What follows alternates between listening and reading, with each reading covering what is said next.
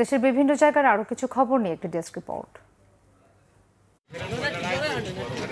চাঁপাইনবাবগঞ্জ পৌর বিএনপির উদ্যোগে পরিষ্কার পরিচ্ছন্নতা অভিযানের উদ্বোধন করেছেন বিএনপির চেয়ারপারসনের উপদেষ্টা হারুনুর রশিদ। দুপুরে আজাইপুর এলাকায় এ কার্যক্রম শুরু হয়।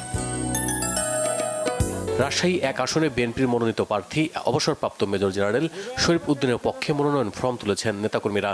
গোদাগাড়ী উপজেলা নির্বাচন অফিস থেকে ফর্মটি তোলা হয়। গোপালগঞ্জের 3টি আসন থেকে মনোনয়ন ফর্ম সংগ্রহ করেছে জেলা বিএনপি। দুপুরে জেলা বিএনপির আহ্বায়ক শরীফ রাফিকুজ্জামান ও যুগ্ম আহ্বায়ক অ্যাডভোকেট আবুল খায়েরের নেতৃত্বে রিটার্নিং কর্মকর্তার কার্যালয় থেকে মনোনয়ন ফর্মগুলো সংগ্রহ করা হয়। ময়মনসিংহের ভালুকায় ধর্ম অবমাননার অভিযোগে দীপুচন্দ্র দাসকে পিটিয়ে এবং আগুন দিয়ে হত্যার ঘটনায় নিহত পরিবারের সঙ্গে দেখা করে শোক প্রকাশ করেছেন মানবাধিকার কর্মীদের একটি প্রতিনিধি দল। দুপুরে তারাকান্দা উপজেলার মোকামিয়া কান্দায় এ সময় রাষ্ট্র ও সরকারের কাছে ন্যায় বিচারের দাবি জানান তারা। ভালুকায় দীপুচন্দ্র দাস এবং লক্ষ্মীপুরের শিশু আয়শাকে আগুনে পুড়িয়ে হত্যার প্রতিবাদে মানববন্ধন ও বিক্ষোভ হয়েছে মৌলভীবাজারে। দুপুরে সচেতন সনাতনী যুব সমাজের ব্যানারে এই কর্মসূচি পালন করা হয়। স্থানীয়ভাবে পরিচালিত অভিযোজন পরিকল্পনার বিষয়ে শেয়ারিং মিটিং হয়েছে সাতক্ষীরায়। সকালে জেলা প্রশাসকের সম্মেলন কক্ষে এতে প্রধান অতিথি ছিলেন ভারপ্রাপ্ত জেলা প্রশাসক শেখ মইনুল ইসলাম মঈন।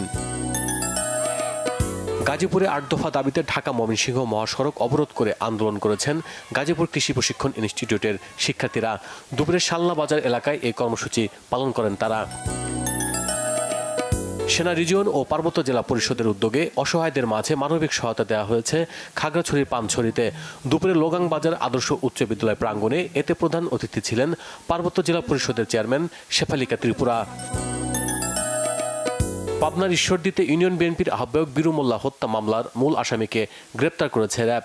দুপুরে পুলিশ সুপারের কার্যালয়ে এক সংবাদ সম্মেলনের মাধ্যমে বিষয়টি নিশ্চিত করা হয়।